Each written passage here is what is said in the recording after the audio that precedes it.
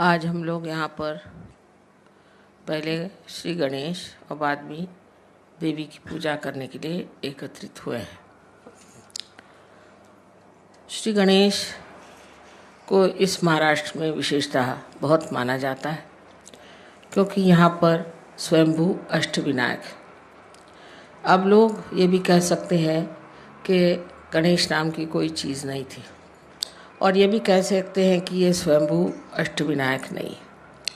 लेकिन आप जब आत्म साक्षात्कार को प्राप्त करते हैं, जब आप चैतन्य को प्राप्त करते हैं तो आप पूछ सकते हैं कि क्या ये स्वयंभू है, क्या यह वास्तविक पृथ्वी तत्व ने बनाई हुई चीज़ है। गणेश के अनेक चमत्कार सहयोग में हुए। विशेष करके एक दो हमारे फोटोग्राफ्स है, अगर आप उन्हें देख लीजिए तो आप हैरान हो जाइएगा कि किस तरह से उन्होंने अपने दर्शन दिए हुए हैं।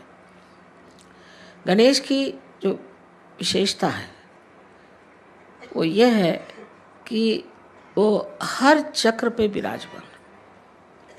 सबसे पहले गणेश की ही स्थापना की गई थी, और गणेश जो है वो पवित्रता को फैलाने के लिए संसार में है, कि पहले सारा संसार पवित्र हो जाए। सबसे बड़ी चीज़ है पवित्रता।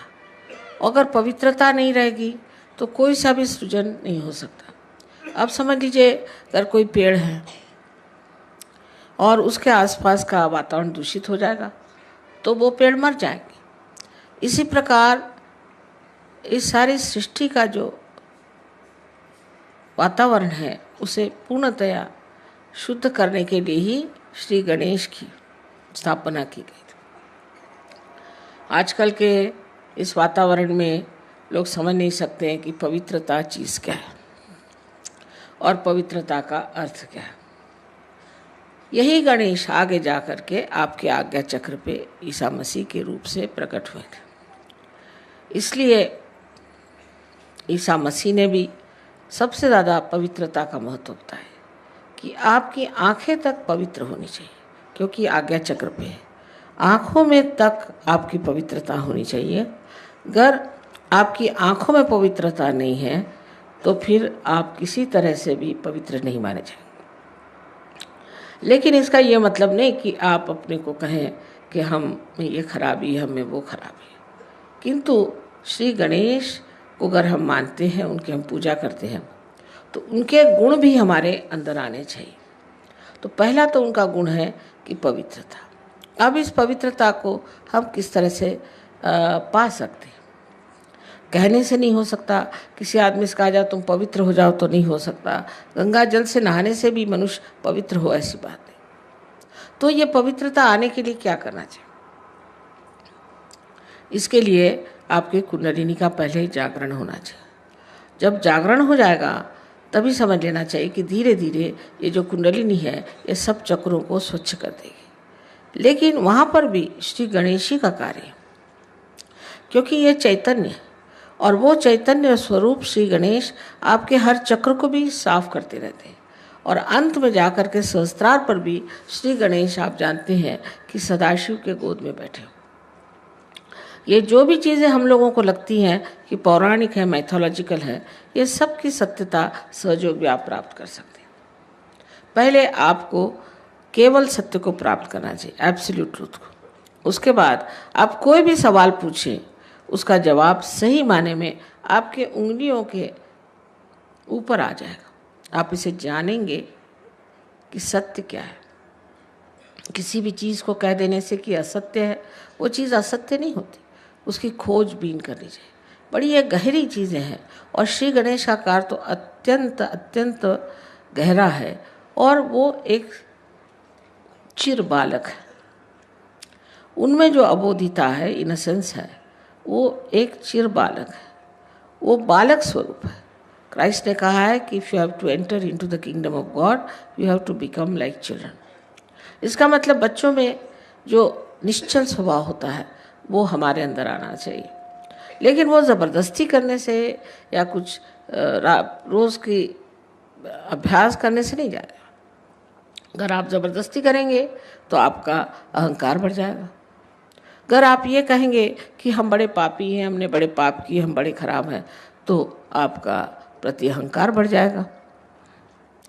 दोनों तरह से ये गलत बात है। तो इसके लिए करना क्या चाहिए? करना ऐसा चाहिए कि अपनी कुंडलिनी का जागरण पहले कर लें। कुंडली के जागरण से आप दूसरे आयाम में, दूसरे डायमेंशन में उतरते हैं। दूसरे डायमेंशन में उतरते साथ धीरे धीरे अंदर से ही ये स्वच्छता होती रहती है। ये अनादिकाल से कुंडलिनी आपके अंदर स्थित है और ये उसी समय का इंतज़ार कर रही है, उसी के लिए बैठी हुई है कि जिस वक्त आपको ऐसी व्यक्ति मिल जाए जो आपकी कुंडलिनी का जागरण कर सके, क्योंकि ये आपकी माँ है और आपकी अपनी वैयक्तिक माँ है। वो आपके बारे में सब कुछ जानती है और जिस प्रकार आपकी माँ ने आपको जन्म देते वक्त सब तकलीफ़ें खुद उठाई, वो कुंडलिनी ही सारी तकलीफ़ें उठा देती है और आप इस आत्म साक्षात्कार को प्राप्त होते हैं। इस आत्म साक्षात्कार को प्राप्त होने के बाद आपको सिर्फ इतना करना है कि अपने इस योग को जो आपका अब परम चैतन्य के साथ हुआ है, उसके साथ एकाकारिता स्थापित करनी। चारों तरफ हम लोग देखते हैं, फूल देखिए कितने सुंदर है, सृष्टि कितनी सुंदर है, पर हम कभी सोचते भी नहीं कि ये कैसी बनी, इसको कौन बनाता है। एक फूल के पौधे एक ही ऊंचाई तक बढ़ते हैं, कोई पेड़ एक ही ऊंचाई तक बढ़ते हैं, ये सारा कौन करता है? इसे आपको पातंजल में अगर आप देखे जाए तो लिखा हुआ है कि ऋतंभरा प्रज्ञा, इसका नाम उन्होंने ऋतंभरा प्रज्ञा कहा। लेकिन यही ब्रह्म चैतन्य है, यह परम चैतन्य है जो चारों तरफ फैला हुआ है और जिसके लिए आदि शंकराचार्य ने बताया हुआ है कि सलीलम सलीलम, ठंडी ठंडी हवा इसकी लहरें आती। बाइबल में भी इसको cool bridge of the Holi ghost कहा गया। इस प्रकार की कुंडलिनी हमारे अंदर है और वो बिल्कुल व्यवस्थित रूप से इसी के इंतज़ार में है कि कब आपका पुनर्जन्म है। अभी तक अमीबा से इस स्थिति में हम आ गए कि इंसान बन गए, लेकिन इससे कोई ना कोई ऊंची स्थिति ज़रूर होनी चाहिए। अगर हम सत्य को प्राप्त किए होते तो आज कल के जो झगड़े हैं ये न रहते। हम सब एक मन से, एक विचार से, एक सत्य के साथ जीते। लेकिन ये जो झगड़े हो रहे हैं इसकी वजह यही है कि हम लोगों ने अभी तक उस केवल सत्य को प्राप्त नहीं किया, और जब तक हम उस सत्य को प्राप्त नहीं करेंगे तब तक उत्क्रांति माने इस एवोल्यूशन की जो चरम सीमा है उसे हमने प्राप्त नहीं किया। उसको प्राप्त किया बगैर हम लोग कभी भी शांति से, सुख से, समाधान से रह नहीं सकते। संसार के जितने भी प्रश्न हैं अधिकतर मनुष्य ने ही खड़े किए हैं। इस मनुष्य के परिवर्तन के लिए श्री गणेश का बहुत कार्य है, बड़ी मेहनत करते हैं। इनके गण हैं इसलिए इनको गणपति कहा जाता है और ये हर समय माँ की सेवा में लगे रहते हैं और हर जगह जहाँ भी ज़रूरत होती है तुरंत दौड़ के जाएंगे और कार्य करते हैं।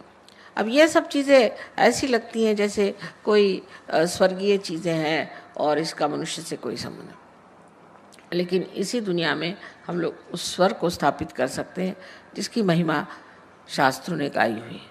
कोई कठिन बात नहीं है और इसके लिए सिर्फ हमें सज्ज होना चाहिए, मन में शुद्ध इच्छा रखनी चाहिए कि हम इसे प्राप्त करें। ये कोई झूठी बातें नहीं है, ये कोई ऐसी बातें नहीं है कि जिससे किसी को भुलावा डाला जाए, किंतु ये बात सत्य है और इसे हमें प्राप्त करना चाहिए। हम श्री गणेश को नमस्कार करते हैं लेकिन ये नहीं सोचते कि श्री गणेश क्या है, हमारे अंदर कहाँ स्थित हैं, क्या क्या कार्य करते हैं और इनसे हमें क्या क्या प्राप्त करना। दूसरी चीज़ इनसे प्राप्त करना है वो है सुबुद्धि, जिसे विजडम कहते हैं। श्री गणेश में इतनी सुबुद्धि और इतना प्रेम है कि वो जानते हैं कि आप लोग गलती कर रहे हैं, वो जानते हैं कि आप में कुछ दोष है, लेकिन छोटे बच्चे जैसे क्षमा कर देते हैं हर एक चीज़ को। उनको मालूम नहीं किसी से नाराज़ होना, इसी प्रकार वो आपको बहुत क्षमा करते हैं, किसी हद तक काफ़ी क्षमा कर देते हैं, पर जब आप हद से गुजर जाते हैं तब फिर ज़रूर वो नाराज़ हो जाते हैं। तो उनको सिर्फ मानना, मंदिरों में जाना और उन पे पैसे चढ़ाना, उनको पैसे ऐसे कुछ समझ में नहीं आते। को अगर कुछ चढ़ाना है तो अपने हृदय को चढ़ाना होगा और उस गणेश को अपने हृदय में बसाना होगा। जब तक वो हमारे हृदय में नहीं आएंगे, हमारा जीवन पवित्र नहीं होगा और उस पवित्रता के कारण जो हमें आशीर्वाद मिलने हैं वो नहीं मिलेंगे। इसके अलावा उनमें ये भी शक्ति है कि वो दुष्टों का संहार कर सकते हैं। अगर कोई आपको तंग करे, तकलीफ दे, तो वो आपके आसपास लगे रहते हैं। बड़े चमत्कार सहयोग में हुए, अनेक लोगों ने देखा है कि उनके न जाने कितने ही प्रश्न थे वो एकदम से हल हो गए। वो भी काम श्री गणेश का ही है। वो इस तरह से काम करते हैं कि समझ भी नहीं आता कि किस तरह से काम हो गए और उसमें कोई भी त्रुटि नहीं रह जाती।